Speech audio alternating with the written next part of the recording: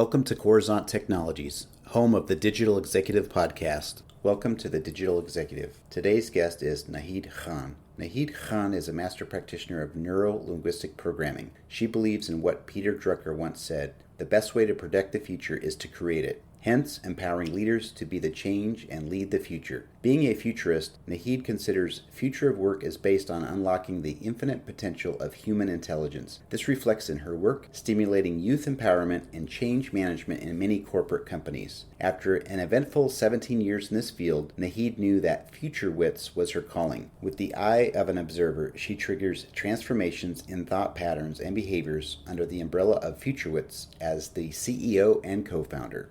Well, good afternoon, Naheed. Welcome to the show. Good afternoon, Brian. It's a pleasure to be here.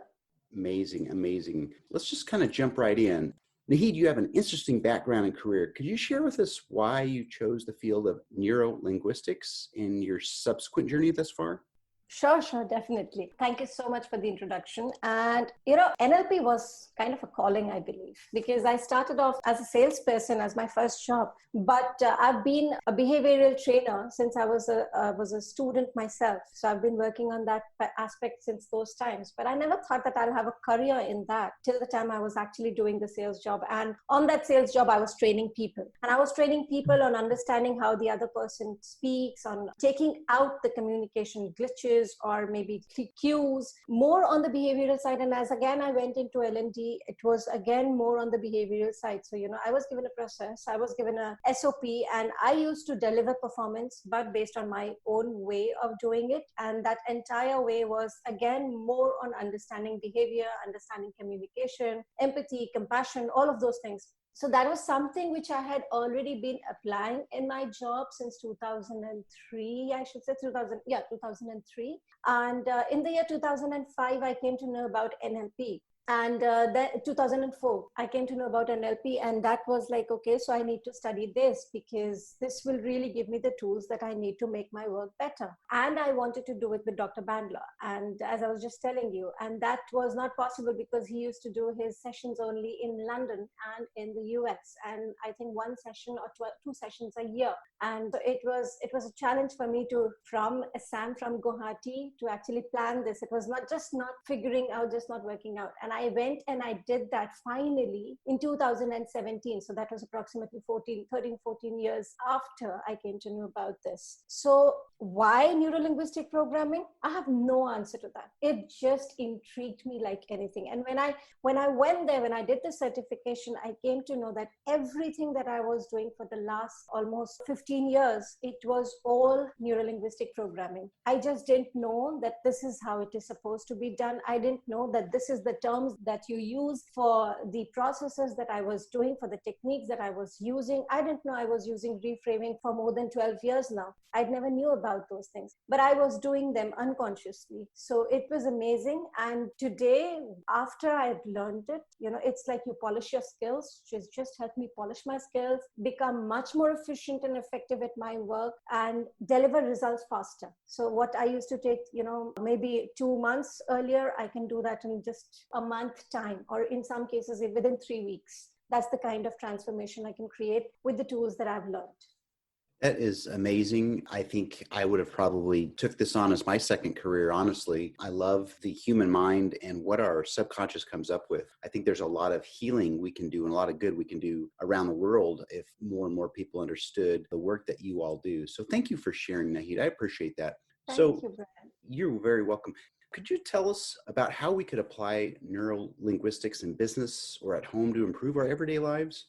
You just gave the answer to this, Brian. You just spoke about how people do not realize the significance and the power of the subconscious. And that's exactly what it is. The subconscious is super powerful. And we don't know this, but most of our decisions, most of our reactions, most of our perceptions, most of our thoughts, all of this, it's all governed, it's all there in our subconscious. And we are not aware of them. Forget about people speak about, I didn't realize this. When we speak about self-awareness, we are speaking about, okay, become aware of what's there within you. But this is things within you which you've never seen, never experienced, never realized before, never never bought it out of you, and it's there in your subconscious. It's like so powerful. It's so powerful. The human mind has got so much of potential, and NLP is an attitude.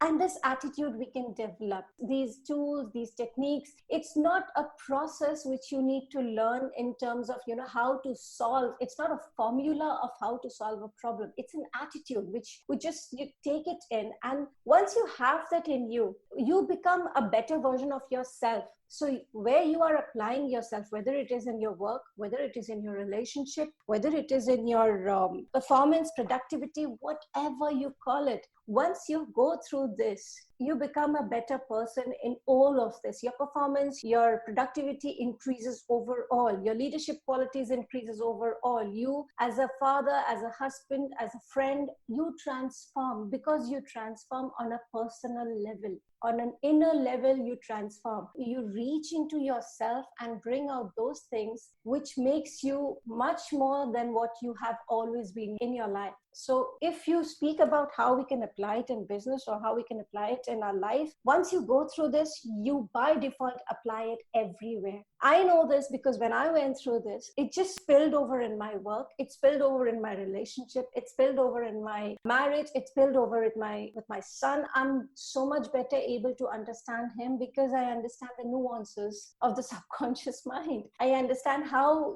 people develop their limiting beliefs. So what is it that I don't need to speak to him? When I am in my work environment, I know that, okay, how do people actually take what I'm trying to deliver to them? I'm much better at putting things across on a level that people understand. I'm much better able to understand and connect with people. And as a coach, that has helped me tremendously. As a trainer, that used to help me tremendously when I was working with organizations. Because, if you can connect with people on a subconscious level, the attention, the absorption of things is much more than what we can expect. So if you're talking about how it will impact, it will just transform every aspect of your life.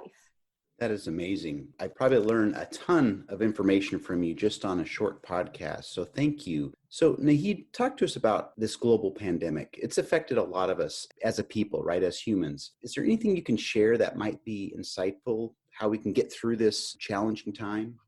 That's what it is. The first thing it is, yes, it's a pandemic. Yes, it's something which none of us expected or even anticipated. We all should anticipate change. We all should embrace change. But this was a change which was not anticipated. And I don't think anybody ever in the world would ever again anticipate something like this. But it has happened. And what has happened is people have changed a lot of changes we can see in people, whether we are talking in terms of getting connected with their own self, whether we are talking with respect to connecting with the family, whether we are talking about becoming more social, because human beings are social people. We are born with that particular need of being accepted in a society, being part of a society, no matter how much of an introvert I may be, no matter how much of a loner I may be, but I still need that acceptance by people. So this was something which was, we were seeing that distance was increasing more and more amongst people because everybody was so busy in their life. Everybody was so busy just running after things that they wanted in their life that we had just lost this connection. So this pandemic has brought in a lot of changes in our behavior.